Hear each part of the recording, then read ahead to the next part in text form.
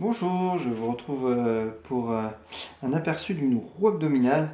Donc si on cherche à renforcer ses abdos, il y a cet ustensile assez pratique. Donc celui-là est vraiment pour les débutants. On en a des avec une grande roue et tout qui est un peu plus compliqué, ça c'est plus facile. On a un frein qui est vendu avec et un mini tapis qui est vraiment petit. Concrètement, c'est assez simple d'utilisation, hein. Le frein, c'est pour mettre devant, pour éviter d'aller chercher trop loin, parce que quand on débute, le risque c'est de creuser le dos, et ça se fait naturellement, en fait, on ne sent pas trop. Au début, on travaille plus les abdos, puis quand on commence à fatiguer, on a tendance à creuser le dos, et c'est très mauvais, parce que du coup, on peut se faire mal au dos. Donc, il faut vraiment y aller mollo, donc quitte au début justement à mettre le frein et à s'empêcher d'aller trop loin. Alors le tapis, on peut le mettre comme ça, mais les genoux, ils ont tendance un peu à avancer. Justement au début, peut-être parce qu'on fait mal l'exercice et que j'ai tendance à creuser le dos, ce qui est mon cas, hein. Je ne vous le cacherai pas. On peut aussi le mettre comme ça on a un peu de marge. À vous de voir ce qui est mieux. Donc bon, ça fait, il est vraiment petit quand même, hein, mais bon, ça fait le travail à minima. Donc après, c'est assez simple, hein. On met les jambes bien tendues, on peut à la rigueur les croiser, les soulever pour travailler un peu plus fort. Sinon au début on peut les laisser comme ça. Et puis tout simplement, on va aller comme ça chercher. Voilà. Et puis plus on se sent à l'aise en fait, plus on va mettre le frein loin. Voilà. Et puis on sent que les abdos se contractent tout de suite, hein.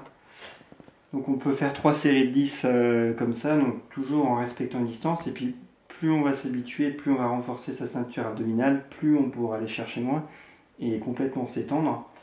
Et si on veut aller un peu plus loin aussi avec les obliques, on peut également aussi, du coup j'ai enlevé le frein, mais faire des vagues comme ça.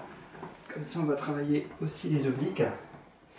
Et puis quand on sera vraiment très à l'aise, après on pourra carrément partir debout et revenir ensuite. Là du coup je le fais mal parce que justement j'ai creusé le dos pour me relever. Dans l'absolu, après, quand on est vraiment fort et quand on a vraiment bien renforcé ses abdos, on pourra le faire. Alors ne surtout pas partir de zéro, hein. Moi j'en faisais un petit peu par avant avec une petite application. Mais là effectivement on sent que ça force fort tout de suite sans vraiment aller très loin. Donc du coup vraiment y aller mollo, on peut avoir une déchirure abdominale si on n'a pas un minimum d'entraînement. Donc il ne faut pas sauter les étapes, il faut vraiment y aller doucement. Donc cela, le frein il est très bien, comme ça modère, on ne force pas trop, on va un minimum et puis hop on revient. Et puis on fait ces petites séries comme ça tranquillement. Et puis on verra que ça naturellement on ira de plus en plus loin. Mais surtout pas forcer au début, c'est important. Ni pour le dos, pour les abdos, on y va tranquille. Et puis petit à petit on va prendre de l'assurance. On va renforcer les abdos et ça se fera le plus naturellement du monde. Donc voilà ce qu'on pouvait dire en quelques mots sur cet ustensile qui est bien pratique pour aller plus loin si on veut changer d'exercice. Et puis on fait les séries très rapidement, ça c'est un point positif. Moi je sais que je suis habitué avec les applications ça prend quand même quelques minutes. Là on fait ces 3 séries de 10, ça enchaîne, donc ça c'est le point positif. Voilà ce qu'on pouvait dire en quelques mots, j'espère que cet aperçu vous aura été utile. A bientôt pour un prochain aperçu, bye bye.